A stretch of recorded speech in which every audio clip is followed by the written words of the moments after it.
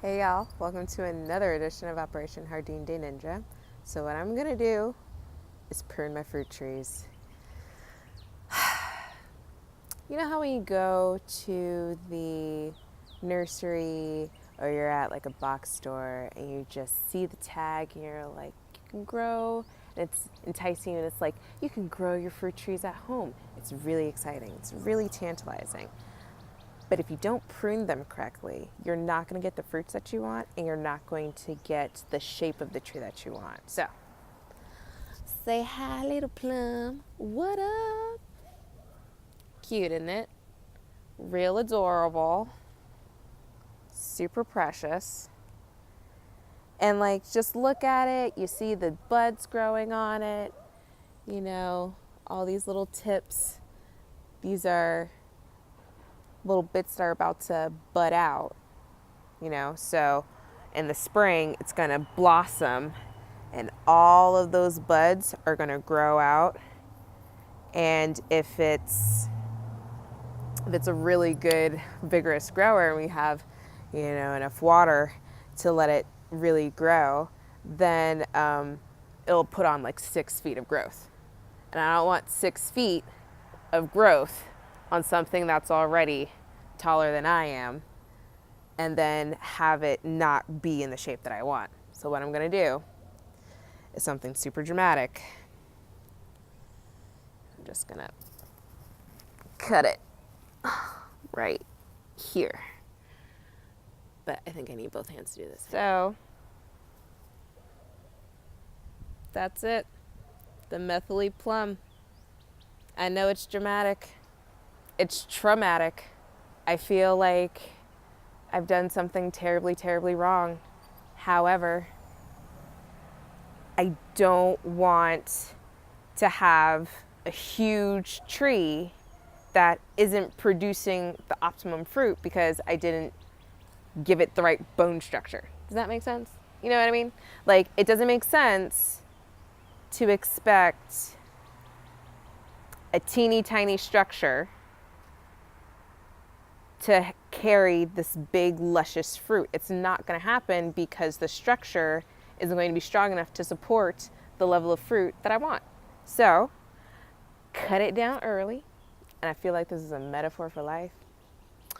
Cut it down early and put in the structure that you want early, and then just, you know, train it up in the way it should go. You want to have enough space for the leaves to grow and spread out so that they can get the sunlight so that you can get some optimum fruit production. And so what needs to happen is, see how this Florida King is more straight up and down? I don't want that. I don't want, and then you see all these new buds and stuff coming up, all these little nodules. This is where new growth is going to happen. And I don't want it to end up like this peach tree, this August Pride, ooh, that put on 6 feet of new growth and had suboptimal peaches because it was so busy putting on new growth that I didn't know to trim back, and the energy went to growing structures that aren't even what I want because they're not going to support the peaches that I want. And so now I have to come through, it's been here for 2 years, and I have to come through and trim it back heavily. And if I had known what I was doing in the first place, when I first planted it, I wouldn't have let it get to this point. So now that I have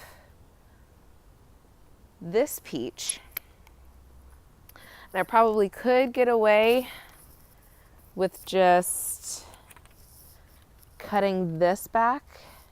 You know what, that might be what I'll do, because it has the structures, but like, I don't want this to grow, and I want this cross pattern to keep growing and growing, because then they're going to grow into each other and they're going to rub away and hurt themselves. So we're just cut that there. Was not the cleanest cut, but we'll trim that up here. And then come through here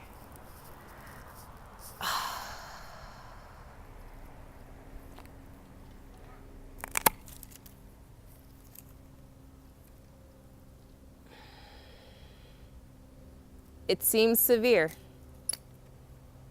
but you know what? And then we'll trim the branches that are coming towards the center because we want a goblet shape. And we want the strong structures to come out, and then for the new growth to grow on the outside of that. And then, you know, just cut this guy too, because I don't want it to come up too low. I'll cut this one too. So now I went to an immediately more open shape. Yeah, so I do not expect fruit this year. In fact, if fruit sets, I'm going to pick it off because I don't want the energy production to go to fruits yet. This tree isn't strong enough yet. I want this first year to go to root establishment, getting that infrastructure established and set up first underground, and having the primary limbs growing in thick. And then by next year, when it wants to put out fruit again, it'll be prepared. It'll be better prepared to do that. Okay. So yeah, I pruned my peach tree. I pruned my plum tree over there. Day 2 of our fruit tree pruning process. We've got our Shinko pear here, our Fuyu persimmon there, and our August Pride peach back there on the end. And that is the monster I will defeat today. It's really nice. He's fantastic. And then I also have this Santa Rosa plum, which is supposed to be one of the better pollinating trees of the plum varieties. But it hasn't flowered and it hasn't put on any fruit since I got it 4 years ago, maybe. And so I planted this and at the same time that I got a Sam Houston peach that was a victim of Atticus and his rock pit, which is why he has a pit now and can't go tearing through the entire yard. See all that growth? That tree is 10 feet.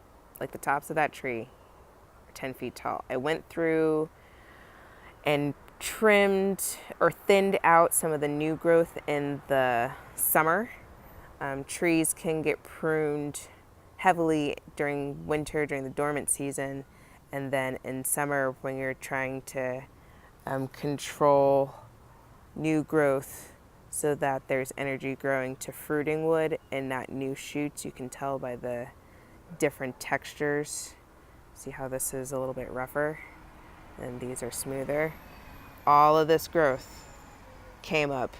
Like I trimmed this tree back to there last summer, and then in August, September, October, November, all of this grew. So it's a little too crowded.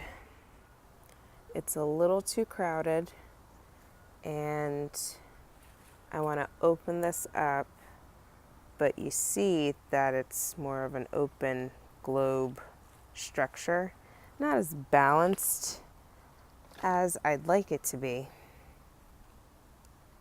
But again, had I known about fruit tree pruning, or if I had taken it more seriously, I just was kind of like, oh, you know, like nature doesn't come in and have people come in and prune its trees in forests and stuff.